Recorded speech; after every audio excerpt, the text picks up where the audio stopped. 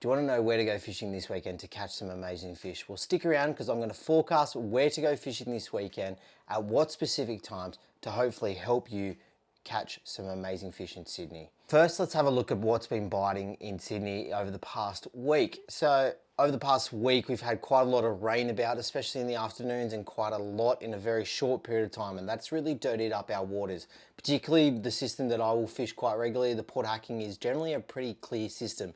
You often will see visibility at about 5 to 6 meters. You'll still be able to see the bottom in those sort of depths.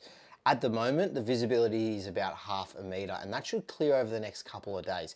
But that has affected the fishing over the weekend, and the fishing certainly had changed mainly because of that water color.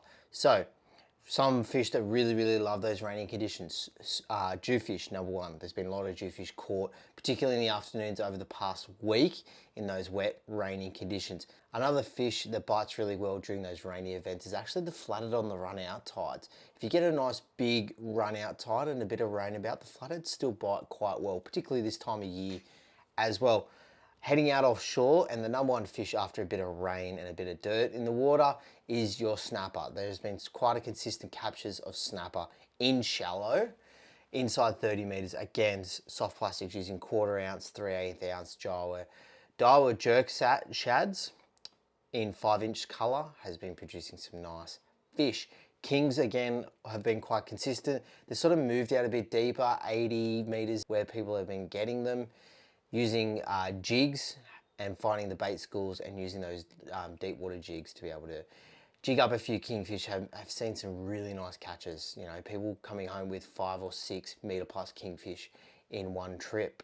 Inside the rivers, there's been some really nice bream and tailor, and over the weekend, that's what I sort of targeted. I used top water lures to target our bream and tailor on that run-in tide and managed to get quite a few really nice tailor. There was also a lot of baby snapper around too, but there was some really nice bream as well. Fish in that 40 centimeter mark, which is some great size bream. So that's what's been biting around Sydney. But before we get into this weekend's fishing report, we are well on the way to getting 2,000 subs before the end of this year. We've got about 20 days left to get 100 subs. So if you aren't subscribed to this channel, please make sure you subscribe. We're on the way to 2,000 subs. I would greatly appreciate it if we could hit 2,000 before the start of 2025. And if you're subscribed and you're a loyal member here at Real Fishing, don't forget to share it to other people around, get them to subscribe, and yeah, hopefully you're all enjoying the content. But let's get into this weekend's fishing report. So for Saturday, we've got quite a nice conditions that have been predicted. And again, please make sure you check your weather apps before you head out and have a fish. But the prediction is we've got 10 to 20 kilometer an hour north to northwesterly breeze, which is a really great summer breeze. And it's pretty stable across the whole day. Traditionally, we'll see an early morning northerly breeze turn to quite a strong northeasterly breeze throughout summer. But today, or for Saturday, it is going to be quite consistent, which is a really good thing. Swell as well is down into 1.1 meter swell, so heading out offshore, heading to the fads could be a thing. Again, it's not really my sort of thing with the boat that I've got, but if you're going to head out offshore, fads, live baits, and slow trolling like Daiwa, Rapala Magnums, X-Wraps are also really good around those fads. If there's lots of boats about at one fad, maybe move to different ones and find where the fish are. Moving on to our tides, and 6:47 a.m. we have a low tide, and 1:20 p.m. is a high tide, and about 8:30 is our low tide again. So we've got 3 tide changes in our sunlight periods. Now, if we're going to fish the morning, and again, I said we talked about snapper over the last week and kingfish out offshore, we've got a 1.1 meter swell and quite light conditions. Now, what I would be doing, first thing out in the morning, if I'm going to head out offshore, I'm going to go grab some live bait, grab some yellowtail, slimy mackerel, squid, try and get them done before first light and sunrise because I want to fish that tide change in shallow for a snapper.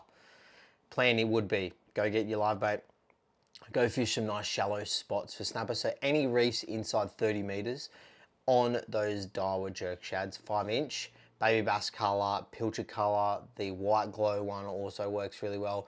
1/4 ounce to 3/8 ounce should be as much as you need. You can go to 1/6 as well, but also 1/2 ounce. But that 1/4 and 3/8 in less than 30 meters of water seems to be that nice sweet spot to be able to catch those snapper. I'm going to fish the snapper to the end of that tide change, so from about 5 to 5:30.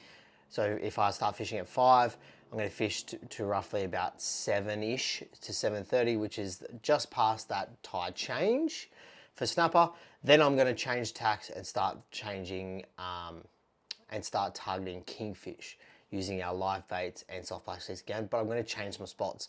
Again, if those reefs seem to have a kingfish showing, then by all means grab a live bait rod, have it out the back while you're fishing with the plastics. But I would maybe head down to the cliffs. So south of Port Hacking, there's some really nice cliffs off Marley where you can slow troll around for kings and also drift along and fish with soft plastic and have your live bait out the back. In between Botany Bay and the Port Hacking, also have some really nice cliffs that produce kings quite consistently and have produced some kings quite consistently over the last couple of months. So if we're going to go out offshore, that would be my plan. Again, if you're going to go out to the FADs, you can also do that. But for me and my boat and my conditions, I'm going to stay inshore a little bit, head out to middle grounds, grab a slimy mackerel, a couple of yellowtail, and hopefully a couple of squid. Then target our snapper and then head for the cliffs for the kingfish for that morning bite. If we're going in the river, we've got to run out tide. So fish that 1 to 1.5 hour period right on first light, get some soft plastics ready and target your flathead to the bottom end of that tide. Fishing in the river, we've got places like Northwest Arm in the Port Hacking. In Botany Bay, we'd be looking at Towra and the flats around Towra. Some really nice fish there. Some couple of people going out for only a couple hours and managing to get 10 to 15 flathead on plastic. So Towra could be a really good one. For the Sydney Harbour region, the flats along the Spit Bridge there on the eastern side and the flats up near Manly also would be really good spots to be able to target flathead. Parramatta River as well on that run out tide should be able to find some nice flathead in those areas. Once that tide turns in the river, then I'll be sort of looking for topwater fish. Okay, so about 7 o'clock in the morning, you still got that nice low light period. Head out and see if we can find some nice topwater fish, whether that be whiting, salmon, bream, or even a nice kingfish. So obviously you need to change your tactics based upon what you might want to target. I'm going to be targeting whiting, bream. So if at the first end of that running tide, I will target my bream, go on edges of weed beds and structures, so different boat hulls, edges of weed beds, rocky foreshore lines, and I'm going to slowly twitch some surface lures. Daiwa Slippery Dog 65F, Atomite Colour, talked about it for months now. Best surface lure for Sydney. Use that one for our bream and whiting. I might upgrade to the 95F for our salmon and kings, if you can find them about 2. Once that tide really starts ripping in, that's when I should start targeting them. Once the tide heads towards the top end of the tide, then I might head out on the flats, target a whiting, and see if we can get a whiting on surface as well. So that running tide is mainly, probably a lot of surface fishing. If there's not a lot of surface action, use that running tide again, lightly weighted soft plastics. Targeting the reefy structure areas on that running tide is really, really good strategy to do. In the afternoon, it's going to be very similar conditions. We've got a tide change right around sunset, so that's a really good tide change for snapper. And that lead up to the full moon, typically in the afternoon, for snapper is really, really good. So there's a really good tip that I probably haven't shared with you guys. Afternoon tide change, lead up to the full moon. Normally out offshore inside 30 meters off Sydney is some really good time to target your snapper. So if you head out on Saturday afternoon, you might be in for a nice snapper session. Remember, we have daylight savings, so the tide change is about 8 o'clock, which is right on that sunset. So fish all the way to sunset if you can. And yeah, hopefully you catch some nice snapper. Again, you can target your kingfish in the afternoon as well if that's what you want to do.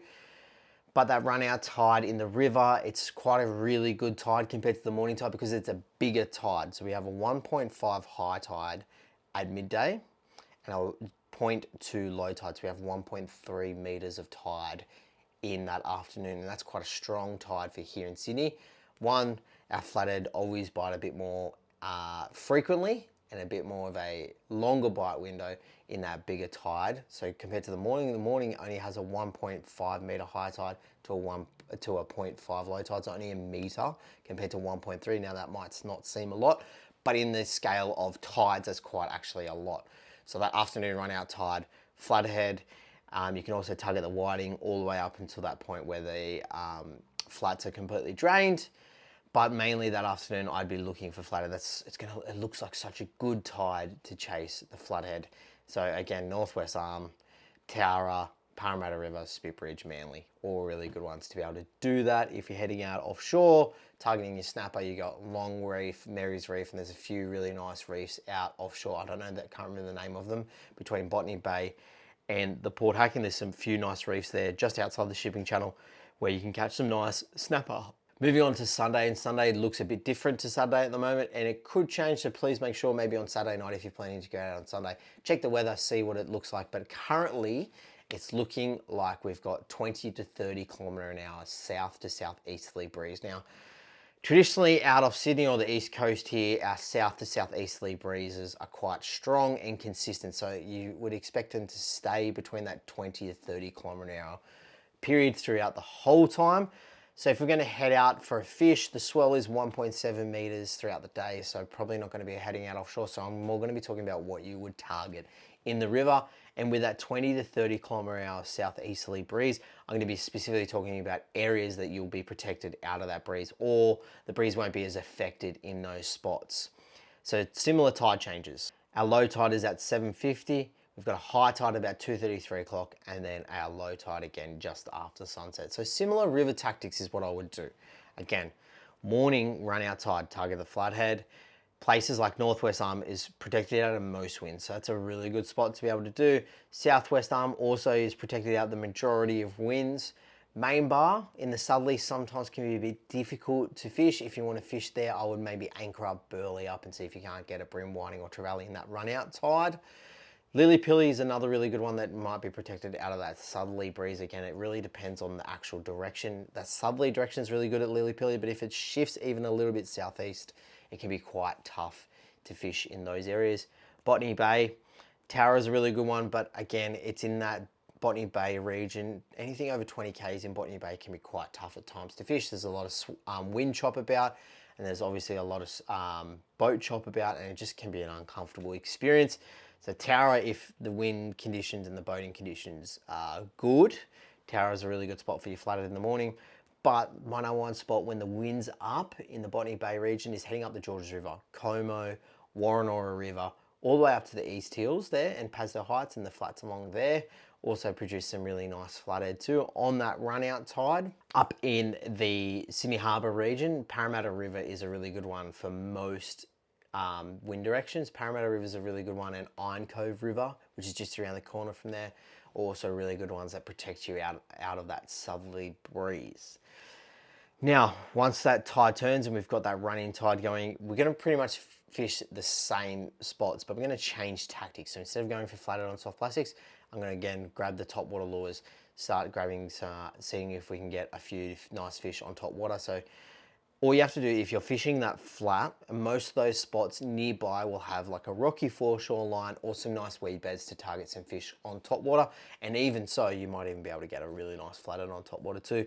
Using that twitch pause technique is a really good one to be able to do. Now moving on into the afternoon, and we got that run out tide throughout the afternoon. What I might do in the afternoon is target two fish. We've got our flathead and our whiting, but particularly I'm going to be targeting our whiting for the majority of that early afternoon. So that top end of that tide is about 2:30. I might head at about 2 o'clock, fish the top end of that tide to the bottom, I guess 2/3 of that tide to about 5 o'clock. Spend 4 or 5 hours targeting whiting on surface. It's great fun to do. I've managed to get out on the weekend and catch a few nice whiting on top water as well. They were a bit tough because that water was a bit murky, but if the water is nice and clear, expect them to be up there chasing what we call jelly prawns. So using Daiwa Slippery Dog, Anamite Color 65F, really good one to be able to do. There are multiple other ones, but that similar 65 centimeter one seems to be able to produce some really nice fish with it. Once those flats drain, again, targeting your flathead on that back end of that run out tide, because going out offshore is probably going to be too difficult in that southerly breeze. Targeting your flathead at the bottom of that tide all the way to sunset. Hopefully you catch some nice flatties. Again, all those spots that I previously mentioned are really, really good for your flathead. But before we leave, let's talk about Seven Seas Apparel, because Seven Seas Apparel have just released their new fishing jersey line. There's 2 brand new fishing jerseys that you can go on to sevenseasapparel.com.au, check them out, and don't forget to use code REALFISHING10 to save yourself 10% off. That's REEL Fishing 10 to save yourself 10% off anything anything Seven Seas apparel. Again, we're on the road to 2,000 subs here on YouTube. Don't forget to subscribe if you're new to this video, and if you made it all the way to the end, why not subscribe? It is completely free, and you're gonna stay up to date, whether it be my how-to fishing videos that release on Sunday mornings, or every Thursday afternoon, the fishing report will be live. So don't forget to subscribe, click that notification bell,